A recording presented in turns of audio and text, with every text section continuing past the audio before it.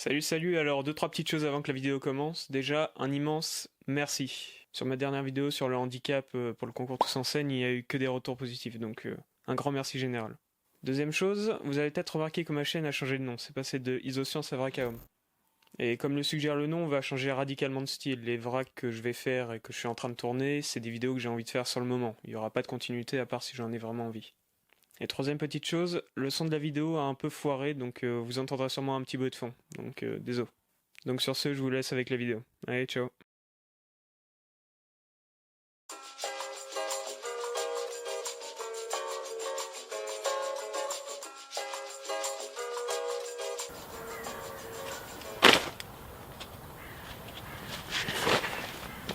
Salut, ça fait longtemps.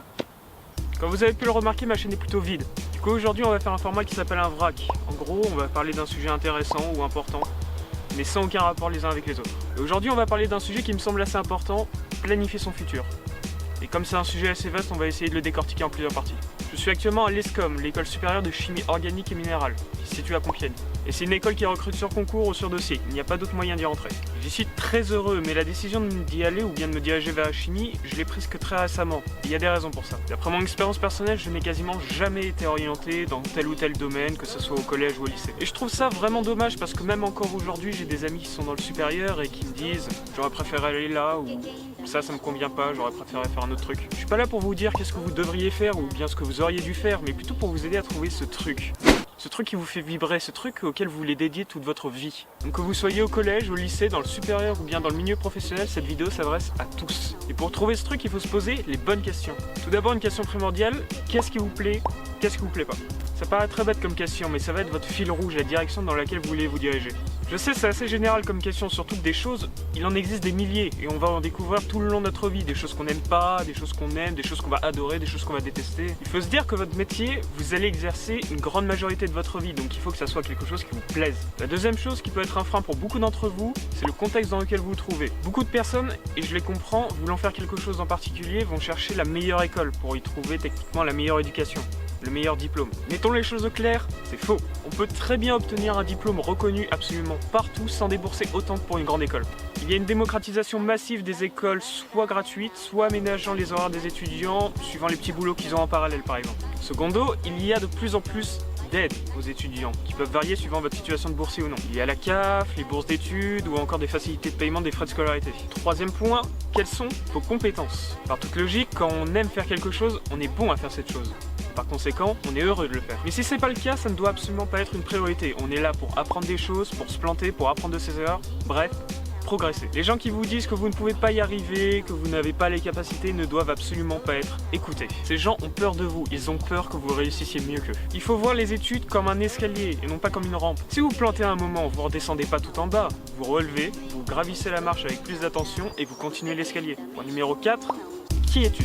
J'aurais dû placer ce point un peu plus haut tellement c'est une clé essentielle pour savoir s'orienter. La meilleure façon de savoir qui tu es, c'est de voir ce que tu as accompli, les expériences qui t'ont marqué, ce qui te procure de la joie. Et si après ça tu ne vois toujours pas qui tu es, demande à un ami ou ta famille de te décrire en quelques mots. Ça marche étonnamment bien. Attention cependant, les tests de personnalité des magazines ne marchent absolument pas. Ce sont des questions extrêmement généralistes qui dressent un portrait très flou de votre personne. En termes de fiabilité, on se rapproche plus d'un horoscope. Vous connaître, c'est savoir si vous aurez plus l'allure d'un salarié, d'un auto-entrepreneur, d'un artiste, d'un littéraire, d'un manuel, plein d'autres choses. 5.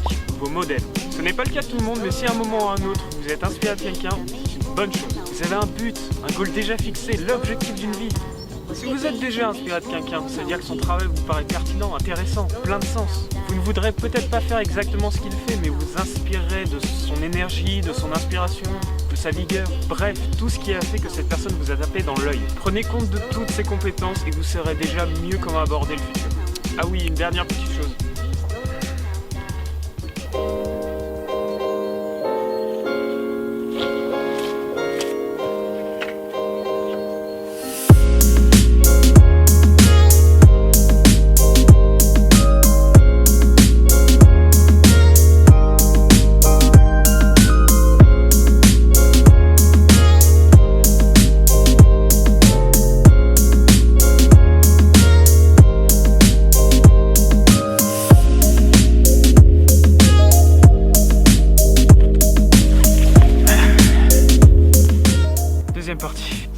court donc je vais pas m'étaler. Vous êtes pas sans savoir le bordel qu'a causé APB l'année dernière. Mais qu'est-ce qui a vraiment foiré là-dedans? En gros, plus de 60 000 étudiants se sont retrouvés sans affiliation. Le tirage au sort n'a jamais été aussi courant dans des filières comme le STAPS par exemple. Une galère administrative sans précédent. Mais alors pourquoi je vous parle de ça? Tout simplement pour l'image que ça a pu donner aux plus jeunes d'entre nous comme les collégiens ou les lycéens. Imaginez-vous dans cette situation en train de regarder votre grand frère se faire recaler après 3 mois avoir rempli des dossiers d'admission, des dossiers de CAF, des logements étudiants, sans parler des dizaines de lettres de motivation. Et même si ce n'est pas vous qui vous êtes tapé tout ce boulot, vous avez quand même l'image que les études supérieures, c'est le bordel. Alors que ça l'est pas tant que ça. Donc un message aux plus jeunes qui regardent cette vidéo. Comme j'ai dit au début de la vidéo, je suis pas là pour vous dire quoi faire ou comment le faire. Certains vont trouver ce qui leur plaît, comme ça, un claquement de doigts. Mais il y en a plein d'autres qui vont se retrouver dans un flou pas possible dans lequel certains n'en sortent jamais. Donc je veux pas vous retrouver comme ça 5 ans plus tard en train de faire quelque chose qui vous plaît pas. Je veux vous aider à trouver ce qui vous plaît. Vous avez bien sûr le droit de vous planter. Vous devez vous planter, au moins une fois. Mais c'est justement à coup d'erreurs et d'échecs qu'on persévère et justement qu'on s'améliore, qu'on évolue. Voilà tout ce que je peux vous apporter. Maintenant, c'est à vous de faire le job. Si vous avez quelconque question, n'hésitez pas à me contacter par message et j'essaierai de vous répondre au mieux. J'ai pas tout pu aborder dans cette vidéo, donc j'essaierai de mettre le maximum d'informations dans la description. Bon, bah c'est tout ce que j'ai à vous dire. Et moi, je vous dis à la prochaine. Salut.